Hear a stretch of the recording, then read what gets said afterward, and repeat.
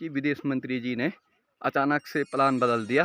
और जिस हम जी दोस्तों, सुप्रभात। कपिल देव बरतवाल का प्यार भरा नमस्कार। आशा करते हैं आप लोग कुशल मंगल होंगे। हम भी कुशल मंगल हैं और आज फिर एक नए दिन की शुरुआत हो गई है। अपनी ब्लॉगिंग कर रहे हैं घर से, और वही जो कि हल लगाने की बारी।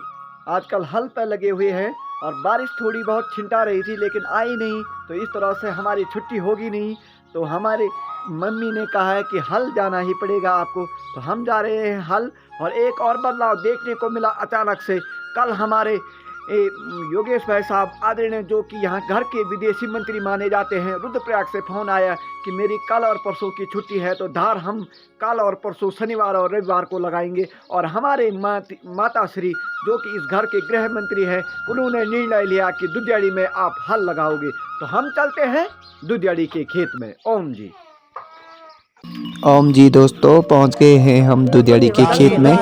और यहाँ पे देख सकते हैं हम कि हल लगा रहे हैं, जो कि यहाँ पर बहुत ही अच्छा होता है हल लगाने के लिए दुधियाड़ी के खेतों में, क्योंकि यहाँ पर कोई कटकटा और जड़जड़ा नहीं होता है। जो कि और काफ़ी शानदार तरीके से बारिश भी आ गई थी थोड़ी बहुत, आप देख सकते हैं हमारे वीडियो के माध्यम से, जो कि काफ़ी तेज तरार बूंदाबांदी भी हुई थी।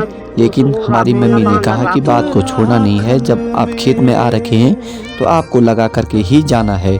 तो हमने कहा ठीक है, क्योंकि जब खेत में आ ही गए हैं तो कम से कम 2-3 खेत ऐसे होते हैं जो कि हल लगाने के लिए बहुत ही शानदार हैं दुधियाड़ी में।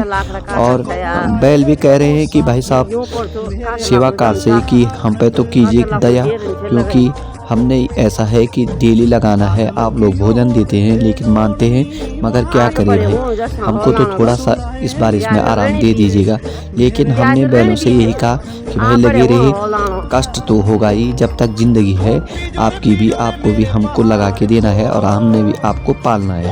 तो हम इसी तरह से लगे रहे और जो बारिश थी वो धीरे धीरे करके बूंदाबांदी में बदल गई और बूंदाबांदी के बाद अचानक से धूप लग गई। तो हमने यही सोचा कि कभी भी हो, इंसान को अगर एक मन बनाना है और उसके प्रति, अपने कार्य के प्रति दायित्व निभाना है, तो वो देखने को मिलता है हमें इसके खेत के माध्यम से। और हमारी माँ जी अपने दिनों को याद कर रही थी कि किस तरह से पहले सर्दियों का महीना पड़ता था और हम लोग सर्दियों में काचा लाकड़ा वगैरह काट करके और घरों में फर्स्ट क्लास करके सोयाबीन, काले भट्ट वगैरह भूजते थे और सुंदर आनंद लेते थे बरसात का।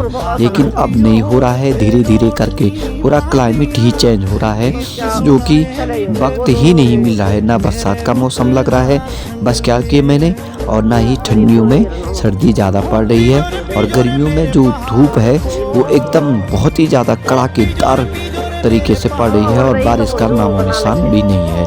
तो इस तरह से ये घर की विपत्ति है, दुख है और दर्द है। ओम जी। तो दोस्तों, ऐसा दिखता है हमारे जो दुधियाड़ी से बहुत सुंदर तरीके से हमारा गांव।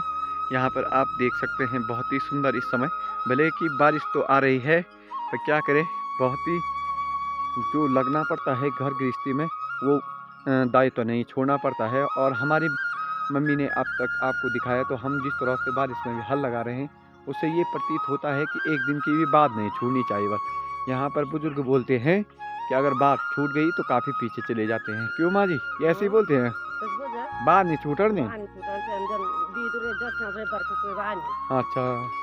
जब बहुत ज्यादा बरखा है तब तो छूट दी जन। अच्छा, और जरी मैं तो मने माननी तो थोड़ी बहुत दुलबिनी बरखा लग रही है, दुलबिनी बरखा बोलते हैं गढ़वाई में, और जो थोड़ा बूंदी बांदी बोलते हैं हिंदी में।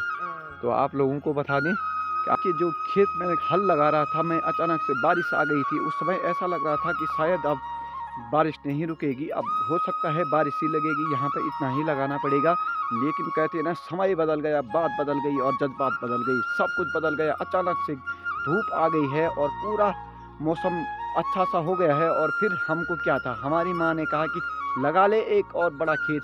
तो हम वो दुधाड़ी वाले बड़े खेत में आ गए हैं, जहाँ पर अपने बैल भी रुक रखे हैं और कह रहे हैं कि भाई साहब अगर टाइम है आपके पास तो समय का बर्बाद न करो, तुरंत लगा लो। तो हमने कहा कि भाई जब तक समय है तो अपने आप को व्यवस्थित करके हम इस यहाँ खेत में आए हैं। और इस यहाँ बहुत सुंदर तरीके की हल लगती है, क्योंकि ना कोई जड़जड़ा होता है, ना कोई कटकटा होता है, और एकदम बहुत ही सुंदर सुशील, और ऐसी लगता है कि फटाफट करके अभी हम इस खेत को लगा देंगे। तो बने रहे हमारे साथ। हम आगे आपको दिखाएंगे। और सबसे बड़ी बात यहाँ पर ये है, देखिए यहाँ पर जो कि बीच खेत में रास्ता जाना था, तो यहाँ पर किसी भाई साहब का काम आया था, राकेश भाई साहब का काम। उन्होंने कहा कि मैं रास्ता बनाना चाहता हूँ खेत में, उन्होंने रास्ता मांगा था, तो तुरंत हमारे मम्मी ने हामी भर दी ताकि खेत का नुकसान ना हो। जो जगह आपको चाहिए, एक बार रास्ता बन गया तो कोई दिक्कत नहीं होती है, और उसके बाद से बिल्कुल खेत अच्छा रहता है, और इसमें कटाई का कोई काम नहीं होता है कि इधर उधर आपका जो खेत है वो पैरों से दब जाएगा, ऐसी कोई अब समस्या नहीं होती है। तो गाड़ी में हल लगा रहा था, मैंने थोड़ा बहुत लगा दिया है, थोड़ा सा रह गया है। और ये हमारी चाची जी हैं, आप नाम क्या चाची? मीना देवी। श्रीमती मीना देवी हैं। और ये देखिए इनका एक बड़ा लड़का दीपक जी हैं, और एक संदीप भाई साहब हैं जो कि यहाँ मसोली स्कूल में पढ़ाते हैं, जूनियर हाई स्कूल में। और देखिए अपने आप अपने काश्तकार में भी लगे रहते हैं। देखिए मुँह एक गरी नहीं होनी चाहिए। अच्छा 60 साल भी नहीं उम्र जी। नहीं आनंद होनी आप काश्तकार कर में ना, मतलब ठीक बहुत बढ़िया लगा जी। पढ़ाया बच्चा लिखाया जी सब कुछ करी जी। गाय भैंस पाली, देखो अभी भी हार नहीं मानते हैं जी। बस आज बच्चा अपो अपो पैरों पर खड़े हो गया जी। और अभी भी आप जो काश्तकार सस्ते छोड़ना जी विश्वास नहीं अब बुआरी होता है ना किले नहीं विश्वास भी छे, और थोड़ा बहुत आप वर्कआउट भी हुए जन मतलब ना। और अब वो था का तो हम भी चाहना कि अब लड़की पढ़ी लिखी लड़की से हाँ बुआरी जी तो था कष्ट से निकल सके जी। हम अपना जगह पे चलना चल ले जी। और बहुत अच्छा वो, क्योंकि अपने ये अंतरात्मा कहती है कि जब तक ये घर गृहस्थी में भूख है तब तक अपनी खेती नहीं छोड़नी है। और यही यहाँ पर चाचा जी और चाची जी लगे रहते हैं। तो बहुत बहुत कोटि कोटि प्रणाम है आपके लिए। इस तरह से अपनी पहाड़ों की जो रीति रिवाज है हर तरह से मनाते रहते हैं, और आने वाले समय पर इसी तरह से जनरेशन को बताते रहते हैं। धन्यवाद चाची जी। आप लगा दिया है यहाँ पर दुधियाड़ी में, पूरा संपन्न कर दिया है, और अब रह गया है जो लगाना। जो लगाएंगे उसके बाद हम चाहेंगे अपनी आजीविका पर। और आपको बता दें कि हमने इस तरह चकवा लमड़ी दुधियाड़ी इधर तो पूरा कर दिया है। और अब कल से धार, जो कि हमारे बोला था मैं कि विदेश मंत्री जी ने अचानक से प्लान बदल दिया, और जिसके कारण कहा कि हमारी शनिवार और रविवार की 2 दिन की छुट्टी है, तो आप ऐसा कीजिए कि दुधियाड़ी तक लगाइए फिलहाल। उसके बाद दोनों भाई साथ में लगाएंगे और जल्दी सा निपट भी जाएगा। तो लगा दी है जोल पाटा, सबसे अच्छा है, बेस्ट है हल लगाने में जोल। जो पाटा लगता है ना जिससे मिट्टी पिसती है, वो सबसे आसान लगता है, और 8-10 मिनट में कंप्लीट हो जाता है। अगर वही वाले हल वाली बात रहती लगाने के लिए तो उसमें तो बहुत ज़्यादा टाइम लगता है। लेकिन अगर वो हल लगाने के लिए काम आता है ना वो पाटा, तो कम से कम एक ही दिन में सारी सार ख़त्म।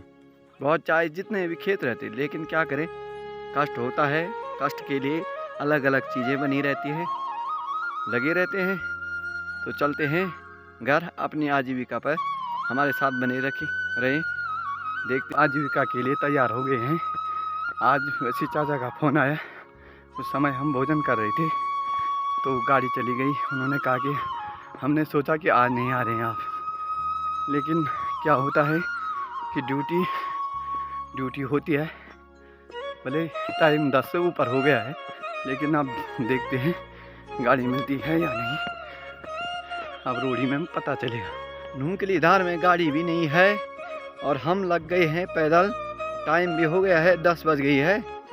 हमने कहा एक तो ऊपर से है हल, और दूसरा आज यही पग यात्रा पैदल का मार्ग।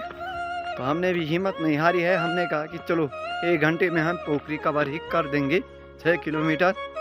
क्या करें, बाइक स्कूटी से भी डर, गाड़ियों से भी डर चलाने में, तो बाइक उसकी सज़ा तो इस समय भुगतनी ही पड़ती है। तो लगते हैं अपनी आजीविका पर रास्ते। हार हमने भी नहीं मानी है, अब जाना है तो जाना है भाई। ओम जी हूँ इस समय एराना के सेरा होते हुए, जो कि रोड बिल्कुल बीचों बीच है एराना के सेरे। और इन सेरों के बारे में मैं बताना चाहता हूँ।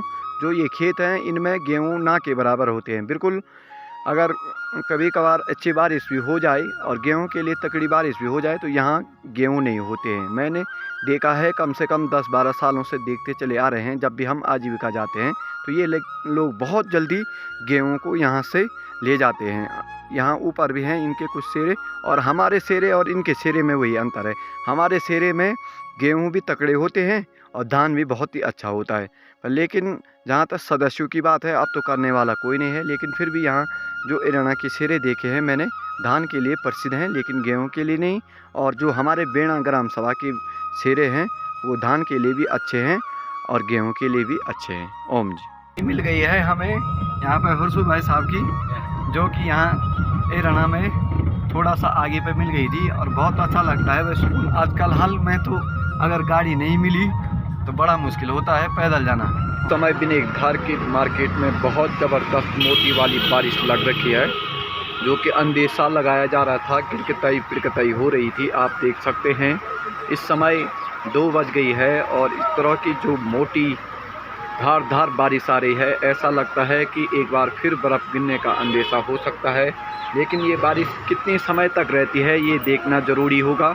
मैं अपनी दुकान से दिखा रहा हूँ इस समय, और ठंड भी सुबह से आज थोड़ी बहुत बढ़ ही रही थी। लेकिन जो अंदेशा लगाया जा रहा था कि बारिश आ रही है वो हमें पोखरी आकर के मिली।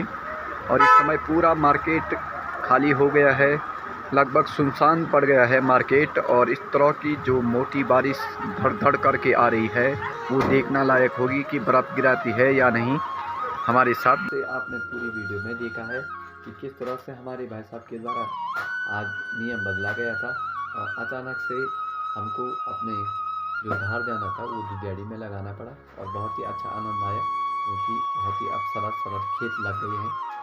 थोड़ा बहुत हम बल्दों से भी, अपने बैलों से भी रिक्वेस्ट कर रहे हैं कि भाई लगाओ, बहुत अच्छे खेत आ रहे हैं। आप वो भी खुश थे यार और हम भी खुश थे, क्योंकि वक्त बदल गया, जज्बात बदल गया और बिल्कुल टाइम बदल गया।